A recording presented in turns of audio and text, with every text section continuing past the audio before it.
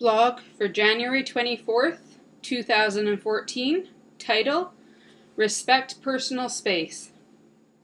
Respecting personal space is a good etiquette rule to utilize in all interactions, particularly first-time encounters. Personal space is the area around an individual that they psychologically feel is their space. If this space is invaded by another, they can feel uncomfortable, encroached upon, nervous, and even violated. This space differs from person to person as well as depending on one's culture.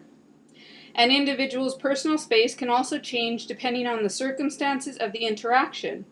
They may feel less of a need for larger personal space amongst people they know versus being in a room full of strangers.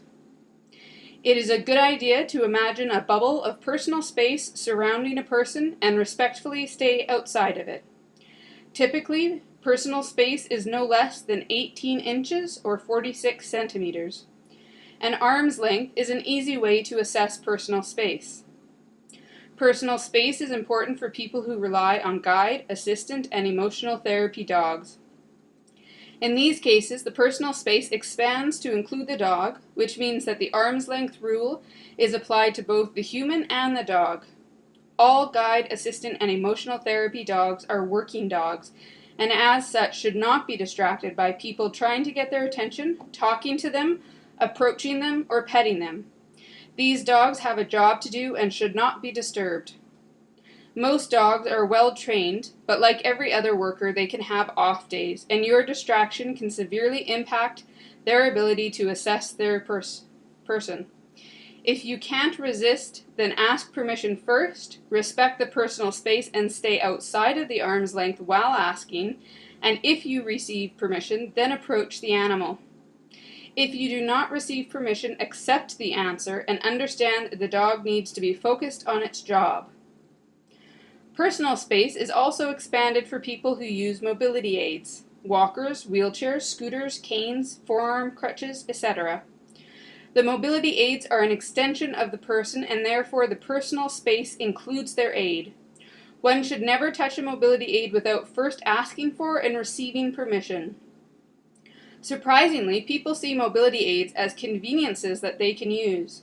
Some examples include people draping coats or purses on the back of a wheelchair, people using a tray on a wheelchair or the seat of a walker to hold their drinks or food, and people leaning on wheelchairs and scooters in lines.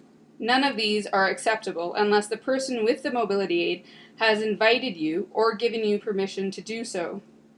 It is surprising how often these examples occur, particularly when done by strangers.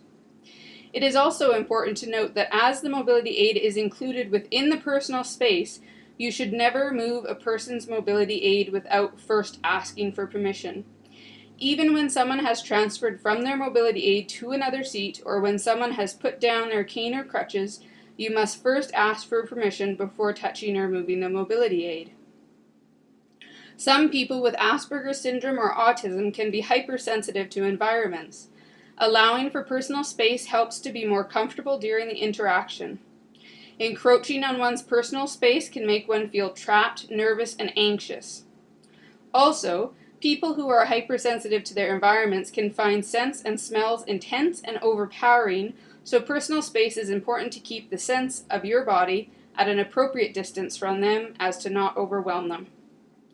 It is estimated that 20% of the population are highly sensitive persons, a term coined by Dr. Elaine N. Aron, Ph.D., for people with the innate trait of high sensitivity. People with this are affected in many ways which influences their social interaction. One such impact is that they are highly attuned to smells and as such can be overpowered, agitated, and distracted by scents and smells on people. Thus, personal space is vital to productive interactions. People with environmental sensitivities and allergies also appreciate being given their personal space, as while you may enjoy the scents and smells on you from your various products, it may be overwhelming and physically uncomfortable to them. For people with generalized anxiety disorder, social anxiety disorder, and/or post-traumatic stress disorder, personal space can be vital to their ability to interact. If someone is within their personal space, their defense motor responses can be triggered, which can place them into a fight or flight response, severely impacting their ability to communicate, connect, and socialize. Personal space can enhance one's ability to interact, socialize, communicate, and feel comfortable within their surroundings. Offering personal space can be a sign of respect to demonstrate that you understand working dogs and mobility aids are an extension of the person and as such should never be touched without first obtaining permission. Allowing for an arm's length of personal space is an easy way to make people feel more comfortable and to allow them to focus on the interaction at hand.